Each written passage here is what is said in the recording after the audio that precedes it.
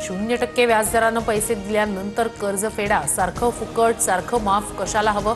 अजित पवारांचं मोठं वक्तव्य. आम्हाला निवडून यायचं होतं म्हणून बोललो. अजित पवारांच्या विधानामुळे वादाची शक्यता. दगाफटका झाल्यास फासावर जाण्यासही तयार. कर्जमाफीवरील आश्वासनावरून बच्चू कडूंचा इशारा. सरकारचा पैसा शेतकऱ्याकडे जात नाही तोवर आंदोलन संपणार नाही, कडूंची भूमिका. सारखी कर्जमाफी मागायला शेतकरी भिकारी नाहीत. राजू शेट्टींचं उपमुख्यमंत्री अजित पवारांना प्रत्युत्तर. मालाला उत्पादन खर्चापेक्षा जास्त भाव मिळेल असं धोरण ठरवा, शेट्टी यांचा सल्ला. मुंबईत उद्या विरोधकांचा विराट मोर्चा. मोर्चातून मतदार यादीतील घोळ समोर आणणार. पोलीस मोर्चाला परवानगी न देण्याच्या भूमिकेत. हा फेक नरेटिव्ह करण्याचा प्रकार काहीही निष्पन्न होणार नाही. स्थानिक स्वराज्य संस्थांच्या निवडणुकीत महायुतीचाच भगवा फडकणार. मवियाच्या मोर्चावर उदय सामंतांची टीका. निवडणूक आयोगाविरोधात ठाकरे बंधू कोर्टात जाणार. 2 दिवसात याचिका दाखल करण्याबाबत दोन्ही पक्षाच्या नेत्यांची तयारी. मतदार यादीतील घोळ दुरुस्त करूनच निवडणुका घेण्याची मागणी. संजय राऊतांच्या प्रकृतीत गंभीर स्वरूपाचा बिघाड. गर्दीत मिसळण्यावर निर्बंध. स्वतः ट्विट करत दिली माहिती. राऊत विरोधकांच्या मोर्चाला अनुपस्थित राहणार असल्याची माहिती.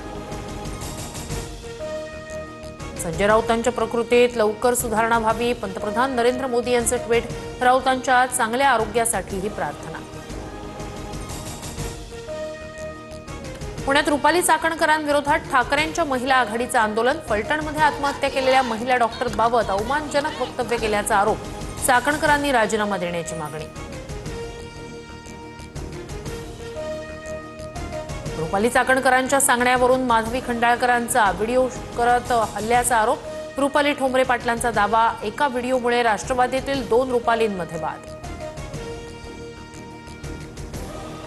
राष्ट्रवादी शरद पवारांचा तर शिवसेना ठाकरेंचा पक्ष.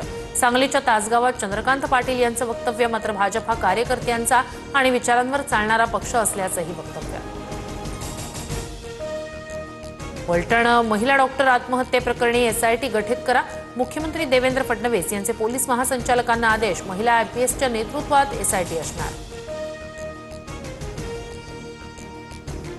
अकोल्यात पीएम पीक विमा योजनेअंतर्गत शेतकऱ्यांना 5 ते 27 रुपये मदत मिळाल्याचा आरोप. तर शेतकऱ्यांना कमीत कमी 1004 रुपये नुकसान भरपाई दिली. कृषी विभागानं आरोप फेटाळले. जळगावच्या सराफा बाजारात सोनं चांदीच्या दरात मोठी वाढ. सोन्याच्या दरात 1500 रुपये तर चांदीच्या दरात 2000 रुपयांची वाढ.